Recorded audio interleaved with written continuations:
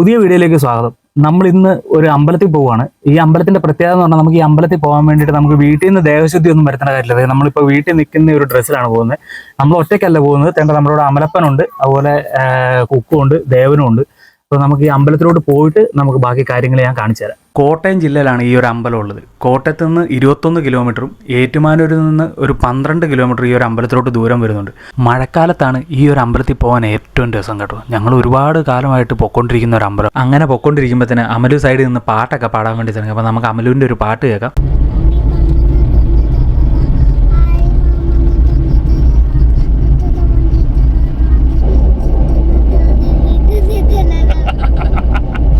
അങ്ങനെ നമ്മൾ ആ ഒരു കവലയിലെത്തി. ഇവിടുന്ന് അകത്തോട്ട് ഒരു 1.5 കിലോമീറ്റർ റബ്ബർ തോട്ടത്തിൽ കൂടി സഞ്ചരിക്കാനുണ്ട് കേട്ടോ.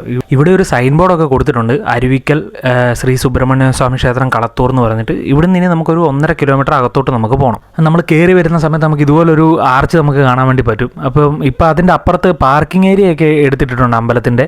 ഇവിടെ നമുക്കൊരു ബോർഡ് വെച്ചിട്ടുണ്ട്. അപ്പോൾ നമുക്ക് അവിടെ കൊണ്ട് വണ്ടി ഇടാം. നല്ല തിരക്കുണ്ട് കേട്ടോ. ഞങ്ങൾ വണ്ടി ഇട്ടിട്ട് ഇറങ്ങി നടക്കാൻ വേണ്ടി തുടങ്ങി. നല്ല തിരക്കുണ്ട് കേട്ടോ, ഒരുപാട് തിരക്കുണ്ട്. ഈ പുറത്തുനിന്നുള്ള വണ്ടിയൊക്കെ വന്നിട്ടുണ്ട്, തമിഴ്നാട് രജിസ്ട്രേഷൻ വണ്ടിയൊക്കെ കിടപ്പുണ്ട്. ഇത് ഈ ഒരു അമ്പലത്തിന്റെ സൈഡിൽ നിന്ന് വരുന്ന ഒരു കൈച്ചാല് പോലെ കേട്ടോ, ഒരു തോട് പോലെ. അതിൻ്റെ അകത്ത് പിള്ളേരൊക്കെ ഇറങ്ങി കിടന്ന് ചാടുന്നുണ്ട്. ഇവിടുന്ന് നോക്കുമ്പോൾ അങ്ങേയറ്റത്ത് നല്ല തിരക്ക് കാണാം. നമ്മൾ ഇതിലും വഴി പോകാമെന്ന് വിചാരിച്ചപ്പോൾ ഇവിടെ എല്ലാം തെന്നി പറഞ്ഞ് നടക്കുന്നുണ്ട്. ഞങ്ങൾ അപ്പുറത്ത് റോഡിൽ കൂടി തന്നെ പോകാമെന്ന് വിചാരിച്ചു.